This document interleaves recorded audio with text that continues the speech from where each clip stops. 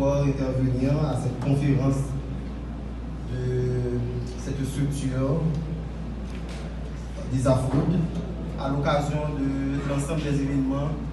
qu'on organise pour commémorer les 75 ans de la Déclaration universelle des droits de l'homme. Et nous commémorons les 75 ans de la Déclaration universelle des droits de l'homme cette année dans l'état actuel où le pays est exposé à des situations de violation et d'abus des droits de l'homme. Nous en sommes conscients.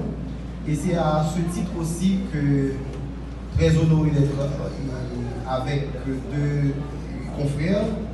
pour aborder moi-même dans une particularité la notion de l'universalité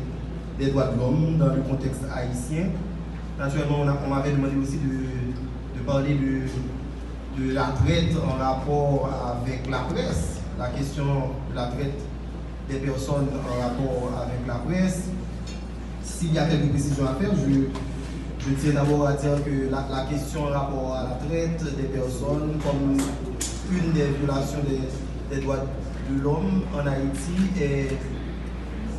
comme de l'eau des gouttes d'eau dans l'océan de violation des droits humains. Donc, il y a cette question de violation des droits de l'homme, mais il y a autre chose, il y a beaucoup d'autres violations des droits de l'homme. Et Maître Ibreus, président du Comité national de la lutte contre la traite des personnes ici présent, peut-être va faire le point autour de la question, mais la presse aussi a un engagement à ce niveau-là à faire, l'engagement dans le traitement des informations en rapport et à cette violation des droits de l'homme qui est la traite des personnes. Mais je voulais, en priorité, tabler sur la question de l'universalité des droits de l'homme, pour dire d'abord que les droits de l'homme ont toujours été au cœur de la pensée de l'humanité. C'est vrai que nous commémorons cette semaine les 75 ans de la Déclaration universelle des droits de l'homme, mais un débat de toujours a provoqué les esprits des êtres humains en matière des droits de l'homme. Ce débat repose sur le fait que l'être humain